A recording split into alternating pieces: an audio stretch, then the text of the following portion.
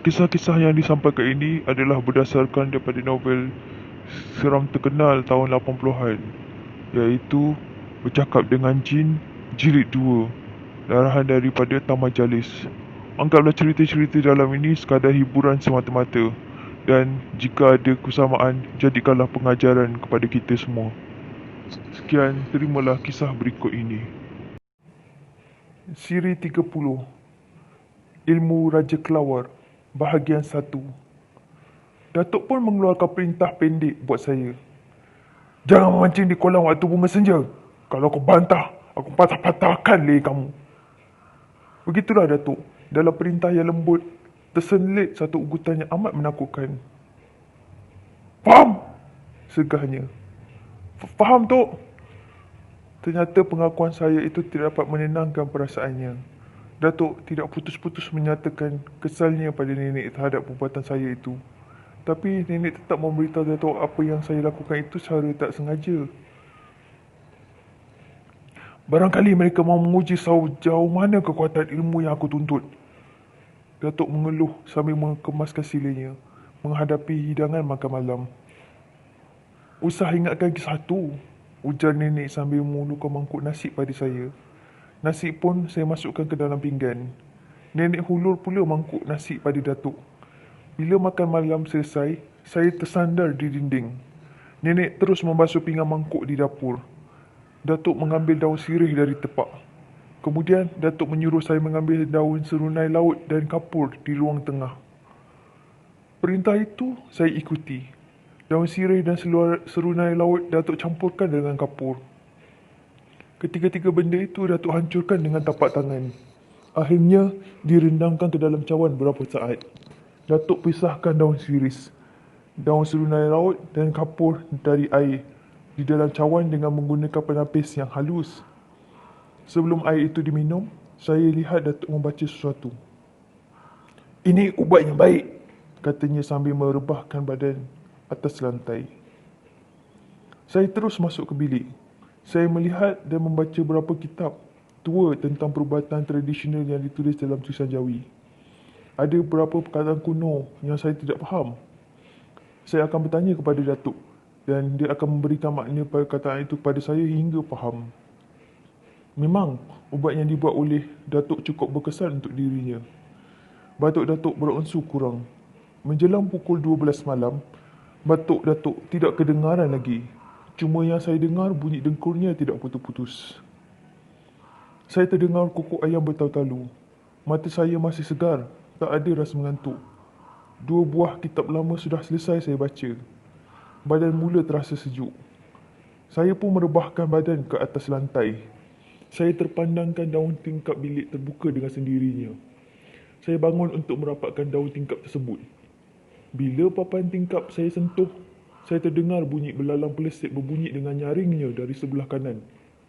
Saya cuba mencarinya, tetapi belalang itu tidak kelihatan kecuali suaranya yang cukup keras.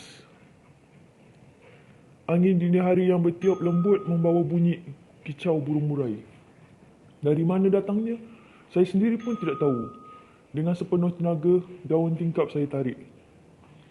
Usaha saya gagal, bagaikan ada satu kuasa yang menahan daun tingkap itu. Saya terasa pula angin terlalu keras bertiup. Saya lihat pokok-pokok di luar macam digoncang manusia. Saya juga terdengar sekawan burung berak-berak terbang tinggi sambil berbunyi dengan rancaknya. Burung-burung itu berpusing-pusing di atas bumbung rumah. Tanpa membuang masa, saya pun dongakkan kepala ke langit. Saya terlihat satu cahaya berjumbai, bertali-tali dari bahagian bawah lembaga yang terbang di angkasa menuju ke anak bukit di sebelah utara. Dalam saat yang bersama, saya terdengar suara burung jampuk bertalu-talu dari dahan pokok kekabu tinggi di kanan rumah. Dalam gelap malam yang memanjang itu, saya bagaikan terpandang kelibat lembaga besar melintas di depan mata saya. Saya segera mengambil pelita minyak tanah. Bila saya berpatah balik ke arah tingkap, saya dapati daun tingkap satu lagi terbuka dan dihempas bertalu-talu dengan kuatnya. Semua rumah bergegar. Datuk terjaga dari tidurnya. Datuk datang dan berdiri di belakang saya. Datuk menyuruh saya beredar dari situ dan mengambil alih tempat saya. Dia berdiri di muka tingkap dan burung berek-berek lalu berlegar-legar atas bumbung rumah semula. Datuk pun menekan pangkal hidungnya dengan ibu jari kanan. Matanya tajam menembusi malam yang pekat itu. Dengan mudah Datuk merapatkan kedua belah daun tingkap lalu menguncinya. Baru dalam 2 tapak Datuk melangkah ke arah saya, daun tingkap terbuka semula. Bila Datuk mahu merapatkannya semula, satu pukulan kepak burung hinggap ke muka Datuk. Muka Datuk segera berubah jadi lebam kebiru-biruan. Datuk jatuh ke atas lantai. Saya segera mengambil beberapa helai bulu burung yang gugur di sisirnya. Saya lihat Datuk berguling-guling atas lantai menahan kesakitan. Pipi kanan Datuk berdarah kena cakar dengan kaki burung. Saya jadi kelang kabut dan saya lihat di atas bendu tingkap terjulur kepala manusia yang berbulu burung. Dalam saat-saat yang cemas itu, Datuk membuka kain. Saya tersipu-sipu melihatnya berbogel di depan saya. Darah dari pipi kanannya terus mengalir. Datuk menyarungkan kain pelikat dalam keadaan terbalik dari kepala ke kaki. Semua perbuatan Datuk itu diperhatikan lembaga bermata merah. "Ambilkan aku segenggam beras!" jerit Datuk sekuat hati. Nenek tergesa-gesa masuk ke dalam bilik lalu membawa segenggam beras erat-erat dan memberikannya kepada Datuk. Datuk pun melemparkan beras yang digenggamnya ke arah lembaga bermata merah. Sarutu jeritan terdengar di tengah malam yang pekat itu. Bersama pekik anjing dan burung hantu bersaut-sautan. Lembaga bermata merah hilang di muka jendela. Suasana kembali tenang. Datuk memimpin Datuk keluar dari bilik saya. Muka Datuk pucat. Darah yang mengalir di pipi bertukar menjadi air putih yang kental. Baunya cukup busuk macam bau bangkai. "Ambilkan aku segenggam beras lagi. Basuh beras itu dengan air kelapa muda. Dan kau jangan terkena air kotor ni. Pergilah cepat-cepat. Aku nak basuh muka. Aku tak tahan lagi rasanya menahan panas. Daging pipi aku macam kena api." Datuk berkata dengan tenang pada nenek.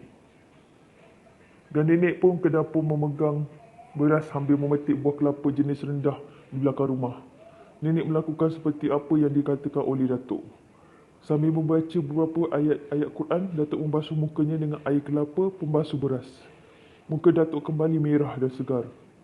Air yang jatuh atas lantai Datuk sapu dengan kain busuk. Dan kain itu dimasukkan ke dalam baldi kecil. "Esok kena tanam," kata Datuk. Dia bangun dan terus rapat ke muka jendela. Lama juga Datuk berdiri di situ. Saya tidak tahu apa yang dibuatnya. Bila Datuk terdengar suara azan subuh, barulah Datuk beredar dari muka tingkap dan mengajak saya mengambil air sembahyang. Sementara menanti matahari pagi terbit di kaki langit, Datuk membaca Al-Quran. Saya mengulangi mata pelajaran bahasa Inggeris dan membuat kerja rumah seperti yang disuruh oleh Mr. Ismail. Mr. Ismail kelulusan Kirby College, mengajar di sekolah rendah jenis kebangsaan di tempat saya. Kemudian berkahwin dengan seorang gadis yang mengajar satu sekolah. Mr. Ismail akhirnya bertukar mengajar ke maktab tentera di Sungai Besi. Dalam pilihan raya tahun 70-an, Mr. Ismail bertanding sebagai calon bebas, tetapi kalah di tangan calon Barisan Nasional bagi kawasan Pangkalan Baru. Sejak itu, cerita tentang Mr. Ismail tidak lagi saya dengar. Pagi itu, selepas menanam kain buruk dalam baldi, Datuk mengajak saya pergi ke pekan kecil. Kami naik basikal. Saya duduk di belakang dan Datuk mengayuh basikal. Tidak lama, kami berada di pekan. Selepas membeli ikan masin dan bilis, dalam waktu 1 jam kami pun pulang. Sementara menanti waktu makan tengah hari, Datuk mengajak saya menebang buluh untuk buat raga dan luka atau bubu. Datuk cukup cekap memotong buluh dan menakiknya. Dia tidak kelihatan letih walau sedikit pun. Tugas saya tidak berat, cuma memisahkan ranting buluh dari batangnya dan membelah buluh yang sudah dipotong oleh Datuk. Buluh yang sudah dibelah itu saya atur ke atas tanah supaya kena cahaya matahari.